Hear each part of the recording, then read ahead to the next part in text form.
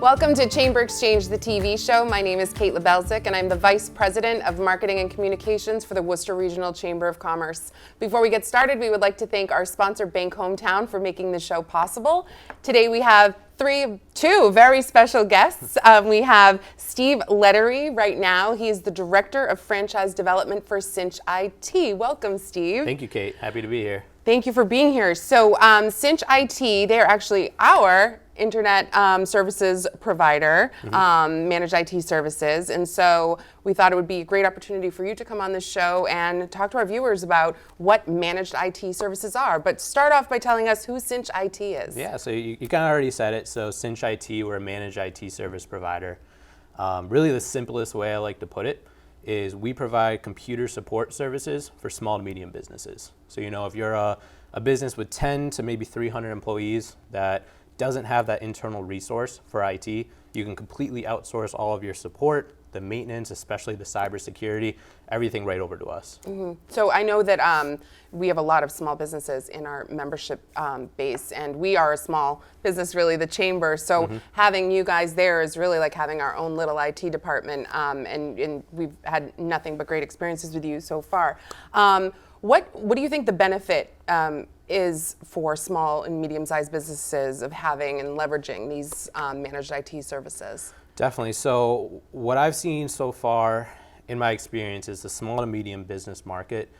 Most of these industries, if you look at manufacturing, healthcare, nonprofits, they typically don't have the budget to be able to bring in internal resources for IT. A lot of the times it's maybe that person that raised their hand during a meeting once and said, hey, I have some computer experience, I can fix that printer issue or whatever it is. And suddenly that person, they become that IT person of the company, right? Yep. Well, as the entire technology industry has progressed, more and more businesses have adopted technology for their day-to-day operations. And now if something goes wrong or goes down, now the entire business goes down. And that person that raised their hand during that meeting, they can't actually effectively fix the issue or even try to maintain it so it never happened in the first place. So what we do for these small to medium businesses, or at least a value behind it, is we've really created these ideal support plans, okay, that fall in line with the typical small to medium business budget for IT. Right? And now they don't have to leverage that person that raised their hand that one meeting saying, hey, I know a little bit about computers or printers. And they can outsource everything to us. So when they have an issue, they can call us, or if they have an issue with their cybersecurity, we're the ones already fixing it in the first place. And they don't have to worry about the day-to-day, hindrances of IT. So let's say I'm a small to medium-sized business and our internet goes down. What are the steps that take for so we call you? Yeah, so that's actually the beauty of it. So I always call it a one-stop shop, right? So IT, if you have an issue with your phone, your internet, whoever it is, there's a lot of finger pointing in our industry. You never know who the problem actually is with. So say, for instance, if you said you're doing marketing, so I'm assuming maybe you use Adobe a lot, right? All the time. If you have an error pop up on Adobe, you're probably thinking, I have to call Adobe support now, right? Nope. Yeah, exactly. I don't, but no. So now you can call Cinch or any managed IT provider, whoever that business is working with, and we handle all of those vendors for you. So if it's your internet, your phones, the Adobe software, whoever it is, you call that managed IT company. We work with the vendors if we need to, but at least for you, it's just that one phone number or that one email that you can reach out to. Which is so important for these small businesses, any size business really, because, as they say, time is money. And so if you're taking away your own resources to handle issues when you have someone who can do it for you, it really pays for itself, I would think, because, you don't want to waste your time trying to fix something that you might not fix when you have the experts. So, we talk a lot about cybersecurity. That's everyone talks about keeping yourself safe, people, private, but also businesses. So, so what does Cinch IT do in terms of cybersecurity for these businesses, and what are some misconceptions of cybersecurity? Yeah, so again, kind of relating back to the small to medium market, these misconceptions of these businesses is that they're too small, their employees know what they're looking for, and all these really philosophies thinking that they're never going to get attacked, right? If I'm a small manufacturer, I'm seeing all the things on the headlines, all the news on the headlines saying, this massive company had a multi-million-dollar breach, and that's never going to be me, right? Like, I'm just a small company in Worcester. Well, the way that I would say like the hacking industry has kind of moved over to is the small to medium market is the easiest targets now, right? Because the small to medium market, they don't have that budget to spend hundreds of thousands of dollars of their budget into their cybersecurity. So where we come into play is we understand that, right? Like we have designed all of our services for the small to medium market to provide them all of the essential cybersecurity tools that they need, all while staying within their budget, while also staying protective against any of those kind of threats. And also now when we look at like the training side, that's one of the biggest parts. You know, I always tell every single business, if it's Cinch or if it's any other IT provider out there, you know, typically we can provide you some of the best tools, services, everything you need for your cybersecurity. But you know, by the end of the day, I'm not sitting next to all of the clients that I work with, telling them at all of their computers like, hey, don't click on that email, that's a fake email. And honestly, some of these phishing emails now, like they're getting so advanced and they look so real that it's really tough to even crack them sometimes. I know that we've reached out to you a couple times because we do get every once in a while I need you for a very important question email, and I'm like, I don't think that they could have just walked around the corner and said that. So no, they are, and the links and it's really scary. And so you know, what are some popular hacks that you see, and how do you fix it? Yeah, so there's so many different kinds of breaches happening out there. Right? There obviously ransomware is one of those big buzzwords going around where, you know, say again, a hacker gets their way into a network, they get into the server, they encrypt the entire server and say, hey, pay me $200,000, $300,000 and maybe you'll get your data back, right? And the unfortunate thing is for some of these small to medium businesses, you have to really think like, if that happened to your business, one, do you have a plan for it? Like, do you have some sort of disaster recovery plan in place? Because unfortunately, when I go out there and meet with a lot of these businesses, they don't until I ask them that question.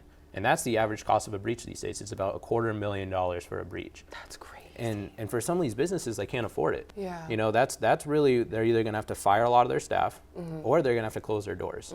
And there's really, you know, simple tools out there that, again, are very budget friendly that if something happened to like your server environment and if everything got encrypted, there's ways you can recover from it and only maybe lose an hour's worth of data, right? So that's one option. The other popular attack that we're seeing a lot is just phishing. You know, impersonation attacks, that's happening so commonly right now. So, you know, if you're a small business out there and say if you're there's a C-suite, right? If you have a CFO of your business, a lot of the times we're seeing, and it's honestly not that complex, you could even go out, you could buy an email or purchase your own email that looks very identical to that business's email. So for instance, us is at Cinch IT. You could easily go buy one that looks like at Cinch IT, but instead of an I, it's an L. Next thing you know, you copy my signature and say if I'm the CFO, you send it to my accounting department and say, hey, I need you to wire transfer this money over to this address. And a lot of the businesses, again, the employees don't know what to look for. They don't have internal processes to say, hey, anytime before you do a wire transfer, get on the phone, right? Never take any kind of authorization over email. Yeah, that's nuts.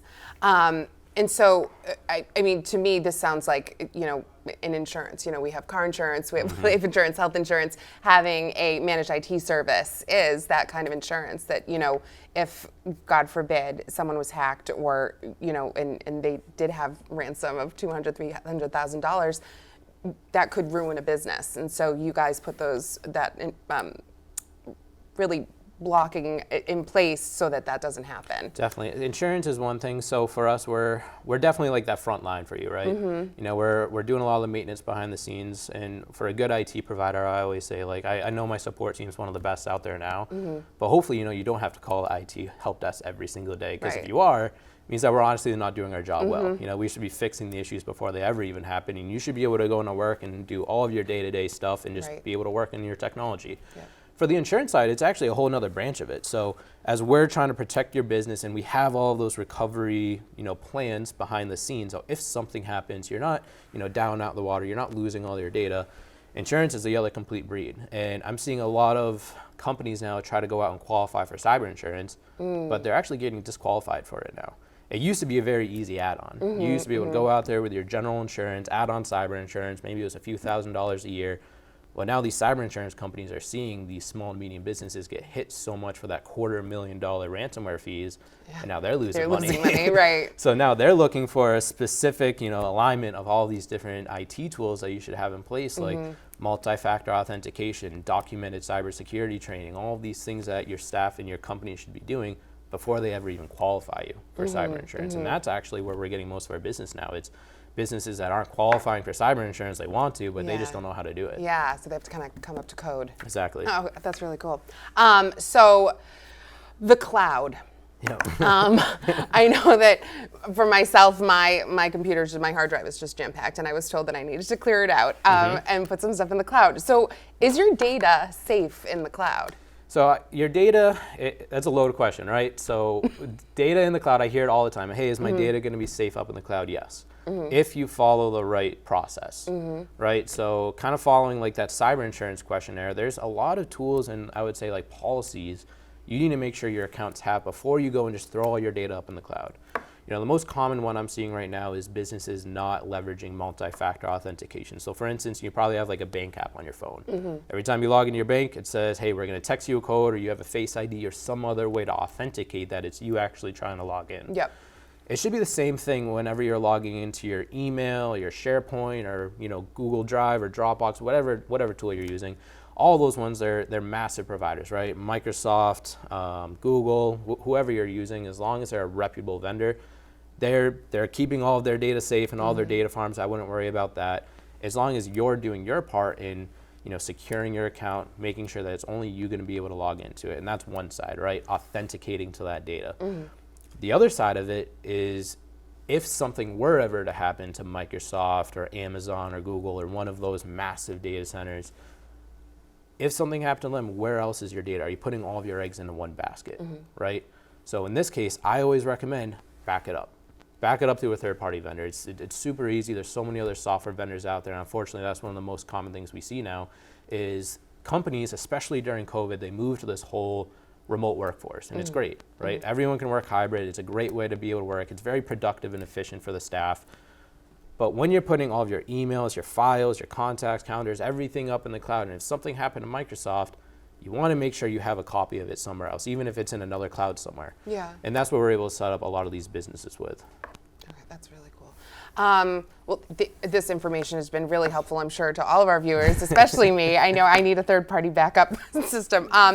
Before we say goodbye, I want to talk about your Cinch IT's involvement with Why Me, Sherry's House. And for our viewers who don't know Why Me, it is a Worcester-based nonprofit organization created to help Central New England families cope with childhood cancer. And it was founded in 1985 by a little girl named Sherry Shepard, about 1 month before she passed away. And this incredible organization has carried on her legacy. Her dad, Terry, was just inducted into the Worcester Business Journal Hall of Fame. And Cinch IT has been participating for the last 3 years in a mud ruck. 100-mile ruck. 100-mile ruck. Yeah. And so this year they are having a kid ruck. So why don't we Yes. talk about the kid ruck and the 100-mile ruck? Yeah, so you definitely said a lot. I mean, the Why Me and Sherry's House, it's such a great cause. They're so powerful. It's a very small nonprofit here, and the cause behind it, it's insane. And we've always done different sponsorships for other charities around the area. We try to always give back to the community, but this is the first thing that we wanted to host ourselves. So a few years ago, we started this. This year is the first year where we're doing a kids ruck. So it's actually going to be next Wednesday. We're having it at Seven Saws Brewery. Basically, with the kids ruck, they're going to be having a span amount of time where they have to go ruck. And basically, if you don't know what a ruck is, it's you put a backpack on, and it's a military term for basically putting all the essentials that you need to go live out in the woods into your backpack. So they're going to go ruck march, in an entire trail and see how many miles they can do during a set amount of time. And while they're doing that, obviously everyone's going to be able to come and celebrate. I know they're going to be working at Seven Saws where you can go and provide charity and donations for the cause as well. After the Kids Ruck on that Thursday, Friday, Saturday, and Sunday, which is going to be next week, we have a 4-day event. And this is the annual event that we're running every single year. So throughout the 4 days, we're having many athletes, and every year it's been growing. I think the first year we had, I think it was about 12 to 15 athletes. Last year we had about 30 athletes. And this year we're about 50 athletes. Wow. Where all these athletes are basically devoting their body for this, and they're rucking 100 miles over 4 days. Wow. Okay, so every day is a 25-mile day, so a marathon a day. And then at the end of each day, we're basically going to a different brewery, where the breweries is Thursday night is Milk Room, Friday night is Stone Cow, Saturday night is Oakholm, and then the last night on Sunday is back to the Wyoming and Cherries. But when they go to those breweries every single night, they actually camp out. Okay, so that as they're rucking, they're bringing all of those living materials that they need for those 4 days. So they're carrying food, water, their tents, something to sleep in for 4 days to be able to sleep in. And if you can imagine, rucking 25, 50, 75 miles and then sleeping in a tent in a hot summer night in the middle of July. Do they have showers at the breweries? Nope, a lot of them are bringing wipes, or maybe they hose themselves down. Wow. It's tough, but now, how can people get involved? How can people support this cause? yeah, there's multiple different ways. So if you actually go to the Wyoming and Cherries website, you actually see a list of all the athletes, and all the athletes have some sort of background story why they're actually doing it this year. So you can go through, you can donate directly to the athletes, as all the athletes are actually growing their own donations, that they're all going to be donating all their proceeds right to the Wyoming and Cherries house. The other way is honestly just to come have fun every night. So if you go to Milkroom, Stone Cow, Oakholm, all those breweries are actually providing a set amount of their proceeds all to the Wyoming and Cherries house too. Oh, that's great. So if you just want to go, enjoy it, see all these athletes coming after a long day of rucking, and maybe just enjoy a couple beers or two, you're already donating to the cause as well. Awesome. Okay, well, we're definitely going to have to check that out. Steve, thank you so much for being with us today. Absolutely. We will be right back. These days, you've got your hands full in life. That's why we help you bank simply and securely with tools like Face ID and Touch ID. It's why we make it easy to make purchases on the go and get cash back while you're at it. Why we help you quickly deposit checks wherever you are. And it's why we lend a hand with sending and receiving money right from your phone. So even when you're on the move, you can manage your finances. Bank Hometown. Unlock your potential.